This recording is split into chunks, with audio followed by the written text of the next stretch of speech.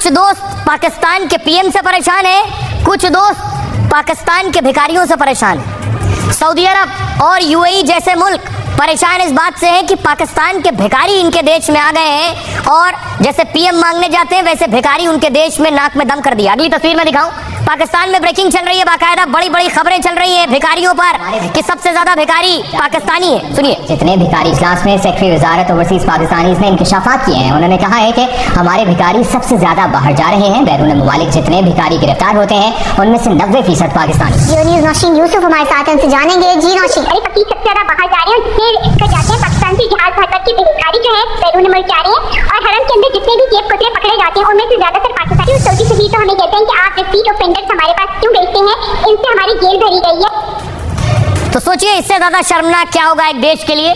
भिखारी पकड़े भी जा रहे हैं। सऊदी अरब की तस्वीर मैं आपको दिखा रहा हूँ, पकड़ा गया इन्हें और सऊदी अरब से वापस पाकिस्तान डिपोर्ट किया गया। ये वहां जाते हैं इस मकसद के साथ कि किसी तरह बस पहुंच जाएं और पहुंच गए फिर आने का नाम नहीं लेते हैं। वहीं पाकिस्तान के लोग भीख मांगने लगते हैं। ये सच्चाई है और कई बार खुद बिन सलमान ये बात कह चुके हैं, दुनिया में सबसे ज्यादा भिखारी पाकिस्तानी हैं। और एक रिपोर्ट के मुताबिक पाक में 4 करोड़ भिखारी हैं और हर साल 42 अरब रुपए भीख मांग कर जुटा लेते हैं। 42 अरब भीख से। पाकिस्तान में सालों से भीख का बड़ा कारोबार है। जैसे मार्केटिंग के लिए खास स्किल की जरूरत होती है, इसी तरह पाकिस्तान में भीख के लिए खास ट्रेनिंग होती है। भिखारी खास तरीके से ड्रेस और अलग अंदाज में उतरते हैं, कोशिश करते हैं कि ध्यान खींचे और लोगों को भावुक कर दें। फिर पाकिस्तान और दूसरे मुल्क में भिखारियों का रैकेट चलाते हैं। ये विदेशों में पकड़े गए 90% भिखारी पाकिस्तानी मूल के होते हैं। हाल में सऊदी अरब ने 5000 पाकिस्तानियों को वापस भेजा था। ये पाकिस्तानी सऊदी अरब में भीख मांग रहे थे। पाक से आने वाले भिखारियों को लेकर सऊदी ने नाराजगी जताई थी। कहा पाक के लोग मक्का मदीना जाने के लिए वीजा ले लेते हैं और फिर सैकड़ों पाकिस्तानी वहां भीख मांगने लग जाते हैं। सऊदी के हज मंत्रालय ने पाकिस्तान को हिदायत दी, पाकिस्तान इस पर जल्द से जल्द रोक लगाए, नहीं तो तीर्थ यात्रा के लिए वीजा भी बंद कर देंगे। और हज के लिए अगर वीजा बंद कर दिया, बाद में पाकिस्तान के रक्षा मंत्री ने खुद ये बात कबूल की थी और कहा था कि भिखारी पाक की दुनिया में बेइज्जती करा रहे हैं और इसलिए हम निगरानी बढ़ाएंगे और भिखारियों के लिए नया कानून लेकर आएंगे। ये पाकिस्तान में तैयारी। पाकिस्तान में हर दूसरे दिन इस पर बात हो रही होती है कि वैसे तो उनके मुल्क की पहले कहीं इज्जत नहीं है और थोड़ी बहुत जो मुस्लिम देश उन्हें पैसा दे देते हैं, ये भिखारी जाकर वो इज्जत कभी कबाड़ा करके देते हैं। सुनिए जरा। दुनिया में ये भिखारी के नाम से कैसे मशहूर हो गया? तो इसमें कोई मतलब कोई गलत बात नहीं है कि हम भिखारी हैं। भिखारी कभी भी अपना इंतखाब जो है ना नहीं कर सकते कि हम भिखारी कौम है। और हमारा कटोरा पहले कटोरा था, अब बड़ा छापा ने लगा लिया है। जिस मुल्क में जाते हैं सबसे पहले उनको ये होता है कि मांगने क्या आए हो। हमारा मुल्क कहाँ से पीछे आ गया, हमें रिवर्स हम जहाँ रहते हो कहते हैं मांगने आ गया, वो फोन दरवाजे बंद कर देते हैं। साल वर्ल्ड में ज्यादा ले पाकिस्तानी हर जगह भी बदनाम है। सबसे बड़ी बात हमारे वज़ीर आज़म साहब देख ले, वो IMF से ये नहीं करेंगे वो नहीं करेंगे, आज वो भीख मांग ले। बात नहीं है लेकिन ये सबसे आसान काम उनको लगता है। इंडिया से अच्छे होते तो तब भी हमारी यही हालत होती जो आज है। अच्छे तलकात होते हैं तो हमारे मुल्क में खुशहाली होती। अच्छा, हमारे मुल्क के हालात बेहतर होते। दहशतगर्दी फैली हुई है, ये खत्म होती। पाकिस्तान मांगता है, मांगने वाले की कोई इज्जत नहीं होती। अच्छा, इज्जत उनकी होती है जो खुदा। हमारा जो वज़ीर आज़म है ये भी चोर है, स्मगलर है सारे। ये कौन से अच्छे हैं? वो खुद चोर है, हमारा वजीर खुद चोर है, हमारे सारा पूरा टब्बर जितना भी है तक सारे चोर। हमारी जो यूथ है ना वो इस काबिल है कि वो भीख नहीं मांग सकती। जो हमारे हुक्मरान है ना वो भीख मांगने के अब काबिल हो चुके हैं। हम नहीं गवारा करते कि हम किसी के आगे हाथ फैलाएं। पाकिस्तानी नाम बताते हैं, हम पाकिस्तान से हमें शर्म आती है, हम कंफ्यूज होते हैं कि यार सामने वाले बंदे के माइंड में एक ही बात जाएगी कि ये तो मांगने वाले हैं। अब आइए आपको बताऊं, पाकिस्तान का हाल आपने देख लिया। पाकिस्तान के पास क्या बचा, कैसे पैसा कमाए। पाकिस्तान के पास तस्वीर में आपको दिखाऊं, पाकिस्तान में भीख का आलम ये है और इसलिए है क्योंकि महंगाई भी बहुत ज्यादा है, रोजगार है नहीं। पाकिस्तान में देखिए, मैंने आपको बताया था महंगाई इस कदर बढ़ गई है, महंगाई का रेट लिस्ट आपके सामने आ गया है। नींबू भी 1000 रुपए किलो मिल रहा है पाकिस्तान में। मनमानी कीमतों पर फरोशी का सिलसिला ना थम सका। ब्रॉयलर गोश्त की मनमानी कीमतों पर फरोख्त जारी है। लीमू के दाम 1000 रुपए फी किलो तक पहुँच गए हैं। सब्जियों और फलों की खरीदारी भी आसान नहीं रही। सरकारी नेफनामों में 3 सब्जियों की कीमतों में मजीद इजाफा। परचून में देसी नींबू 1000 रुपए फी किलो बेचे जा रहे। सोचिए, नींबू 1000 रुपए किलो पहुंच गया है और जो बसों का किराया था वो भी 2 गुना कर दिया गया है। तो आम आदमी आखिर क्या करे, कहाँ जाए, कहाँ से इतना पैसा लेकर आए। देखिए जरा पाकिस्तान में महंगाई का आलम क्या है। नॉनवेज सोचिए जरा, चिकन 1 किलो लेना है तो 1350 रुपए किलो चिकन। मटन लेना है बोनलेस तो 1 किलो 2450 रुपए का, लगभग 2500 रुपए का मटन है 1 किलो, मछली लेनी है बोनलेस 1 किलो 2400 रुपए की है, 2400 की। अंडे 6 अंडे लेने 480 रुपए खर्च करने होंगे। किराना की दुकान पर गए, दूध लेना है 1 लीटर दूध 400 रुपए में। चीनी 1 किलो लेनी है 230 रुपए में। आटा 5 किलो 638 रुपए में। देसी घी 1 किलो 3300 रुपए यानी 3300 रुपए लीटर किलो घी है। तेल 1 लीटर 300 रुपए में।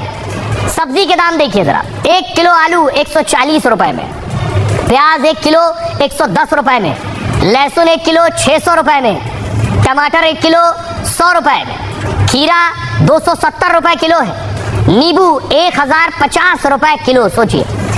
अदरक 850 रुपए किलो है, हरी मिर्च 260 रुपए किलो है, शिमला मिर्च 280 रुपए किलो है पाकिस्तान में, और गोभी 180 रुपए किलो है। बंद गोभी 190 रुपए किलो है और भिंडी 240 रुपए किलो है। लौकी 190 रुपए किलो है और कद्दू 230 रुपए किलो है। बैगन 110 रुपए किलो है पाकिस्तान में।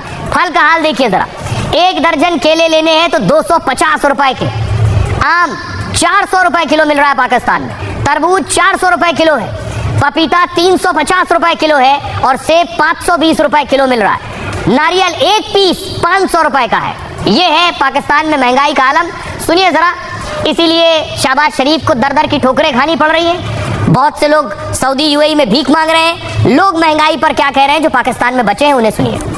अगर ये पानी का क्राइसिस नहीं अभी सॉल्व करेंगे तो हम भूखे मर सकते हैं। उसकी वजह ये है कि इंडस बेसिन जो है वो ही हमारा लाइफलाइन है। अगर ये हम इसको हम समझते हैं कि ये एक वाटर बॉम्ब हमारे ऊपर पड़ा हुआ है जिसको हमने डिफ्यूज़ करना है, इसको ख़त्म करना है। हर चीज़ महंगी है, कोई इधर सस्ते नहीं समझे। अपने अपने रेट लगा रहे हैं बंदे, अपने अपने रेट लगा रहे हैं। कोई 610 दे रहा है, कोई 700 दे रहा है, कोई 720 दे रहा है। हुकूमतों को चाहिए कि एक रेट हो, एक लिस्ट हो। चीज़ों की कुछ समझ नहीं लग रही है कि दौर के साइड पे जा रहा है। चीज़ें इस कदर महंगी हो चुकी हैं कि आम बंदे की पहुंच से बहुत दूर हो चुकी हैं। आपने तरबूज की बात की, चीज़ें महंगी होना तो एक अलग एक बात है, उनकी क्वालिटी गिर जाना वो भी एक बहुत बड़ा आलमिया है। हम कर्जे में डूबे हुए लोग हैं, हम जो है वो खुद दिवालिया हो चुके हैं।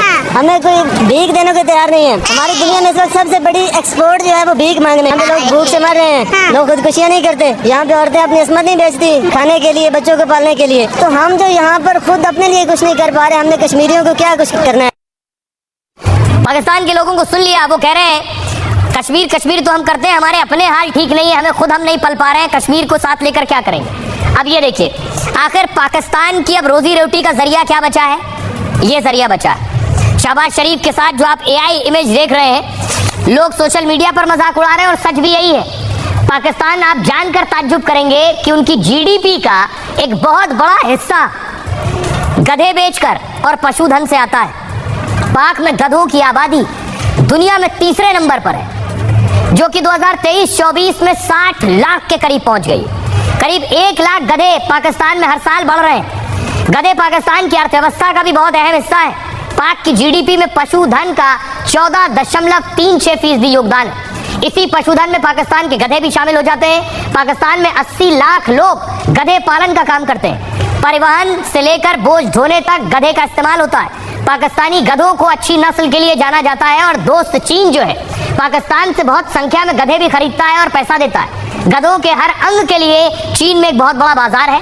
गधे का मांस चीन में काफी लोकप्रिय स्ट्रीट फूड है। चीन की पारंपरिक दवाओं में भी गधों का इस्तेमाल होता है और इसका दूध भी चीन में पसंद किया जाता है। हर साल चीन करीब 2 लाख गधे पाकिस्तान से खरीदता है और गधे सप्लाई करने के लिए पाक ने ग्वादर में गधा फार्म भी बना रखा है। चीन ने पाकिस्तान में गधों पर बड़ा निवेश भी किया हुआ है। ये है पाकिस्तान का हालात के हालात। सुनिए जरा मंत्री क्या कह रहे हैं। जो हमारे मुल्क के इस वक्त हालात है, हम दिवालिया मुल्क के रहने वाले। जो हमारे मुल्क के इस वक्त हालात है, हम दिवालिया मुल्क के रहने वाले हैं। आपने सुना होगा डिफॉल्ट हो रहा है या दिवालिया हो रहा है या मेल्टडाउन हो रहा है, वो हो चुका। रही बात पाकिस्तान की, तो उसकी बात ही क्या करूं आपसे। वह देश तो मांगते मांगते अपनी जहालत से एक ऐसी हालात में आ गया है कि उसके बारे में यह भी कहा जा सकता है कि पाकिस्तान जहां भी खड़ा होता है वहीं से मांगने वालों की लाइन प्रारंभ हो जाती है।